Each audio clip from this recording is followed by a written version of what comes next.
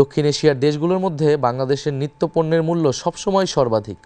এর কারণ এদেশে ব্যবসায়ী, রাজনীতিক ও আমলাদের একটি দুর্নীতিগ্রস্ত চক্র বাজার নিয়ন্ত্রণ করার মাধ্যমে প্রচুর অর্থ নিজেদের পকেটস্থ করে।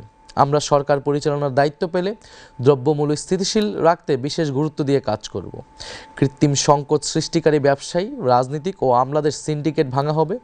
এমন দুষ্ট চক্রের বিরুদ্ধে আইন করে তাদের দ্রুত বিচারের আওতায় আনা হবে। কৃত্রিমভাবে বাজার নিয়ন্ত্রণ, কারসাজি ও অবৈধ মজুতদারি প্রমাণিত হলে অপরাধীরা কঠোর শাস্তির মুখোমুখি হবে।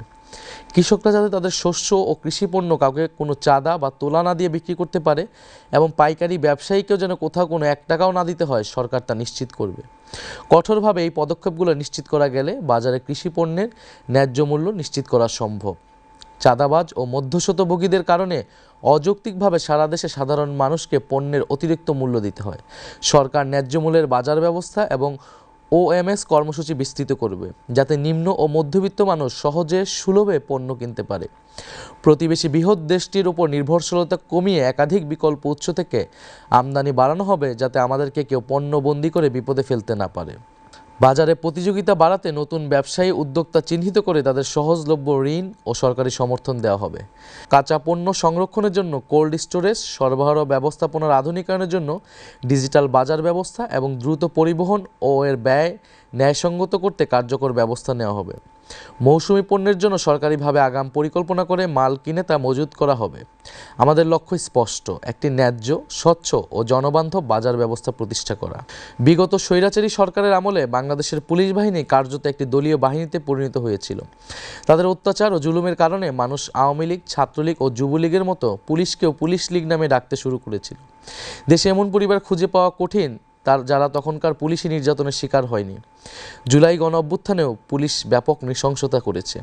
আমরা সরকার গঠন করলে জুলাই বিপ্লবের সময় এবং এর পূর্বাপর 15 বছর ধরে যে সকল পুলিশ কর্মকর্তা ও সদস্য হত্যা, নির্যাতন, জুলুম, মিথ্যা মামলা, দস্যুবৃত্তি করে অর্থ লোপাট ও ঘুষ দুর্নীতির সঙ্গে সম্পৃক্ত ছিল, তাদের প্রত্যেককেই বিচারের আওতায় আনা হবে। এমন সকল বিচার সম্পন্ন করার পাশাপাশি বাংলাদেশ পুলিশকে খোলনালচে বদলে পুনর্গঠন করা হবে। দেশ ও জনগণের সেবা হবে পুলিশের একমাত্র মন্ত্র। আইন শৃঙ্খলায় রক্ষায় দলীয় সংকীর্ণ মনোভাবের সংস্কৃতিকে কবর দিয়ে বাহিনীকে জননিরাপত্তার বিশ্বস্ত সহযোগী হিসেবে গড়ে তোলা হবে। বাংলাদেশে বিচার চাওয়া আজ দীর্ঘ, ক্লান্তিকর এবং অনেক সময় হতাশাজনক এক যাত্রা। একজন মজলুম মানুষ যখন অন্যায়ের বিরুদ্ধে দাঁড়াতে চান, তখন তিনি শুধু একজন প্রতিপক্ষের বিরুদ্ধে নয়, একটি জটিল ও দুর্নীতিগ্রস্ত ব্যবস্থার বিরুদ্ধে লড়াই শুরু করেন। থানায় মামলা নিতে অনীহা, তদন্তে দীর্ঘসূত্রিতা, আদালতে তারিখের পর তারিখ পড়া এবং ব্যাপক অর্থব্যয়ের চাপ, সব মিলিয়ে বিচার এদেশে ধরাছোঁয়ার বাইরে চলে গিয়েছে। আর ঘুষ, আদালতের দরজায় পা রাখলেই যেন শুরু হয় অবৈধ লেনদেন।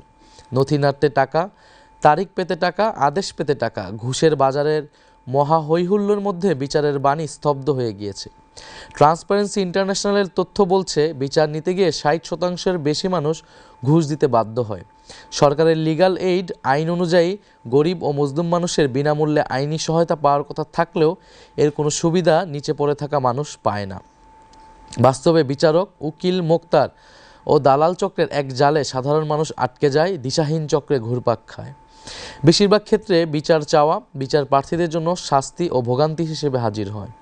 বছরের পর বছর আদালতের বারান্দায় ঘুরতে ঘুরতে অর্থবিত্ত, সময়, শারীরিক সামর্থ্য এবং জীবনের স্বপ্নও হারিয়ে যায়। ধীরে চলা বিচার অন্যায় ও অবিচারকে বলশালী করে তোলে। আজ বিচার ব্যবস্থা রাজনৈতিক প্রভাব, অর্থশক্তির সুবিধাবাদী চক্রের মাধ্যমে কলুষিত। জেলা আদালত থেকে সর্বোচ্চ সুপ্রিম কোর্ট পর্যন্ত একই অন্ধকারের ছায়া আমরা দেখেছি। ফ্যাসিবাদী শাসনামলে এটা আরও বিস্তৃত ও অধপতিত হয়েছে। ক্ষমতাসীনদের মামলা দ্রুত নিষ্পত্তি হয়, তাদের ইচ্ছামতো রায়ও জোটে। বিরোধী দলে যারা থাকেন তাদের মামলা বছরের পর বছর ঝুলতে থাকে।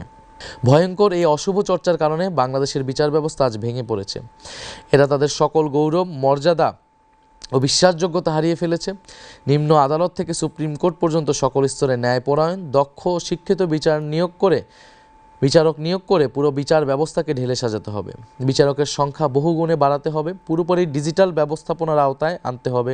ঘুষ, দুর্নীতি নির্ভর রায় বেচা কেনার চলমান আয়োজন ভেঙে ফেলবো আমরা। রাষ্ট্রে ও সমাজে ন্যায় বিচার প্রতিষ্ঠিত হলেই এদেশ এগিয়ে যাবে। এটাই এনসিপির অঙ্গীকার।